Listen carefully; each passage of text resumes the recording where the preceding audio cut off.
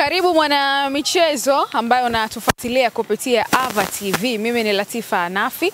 Nyuma ya kamera hapo ni Ulvin Trendy kutoka ndani ya uwanja wa New Amani Complex.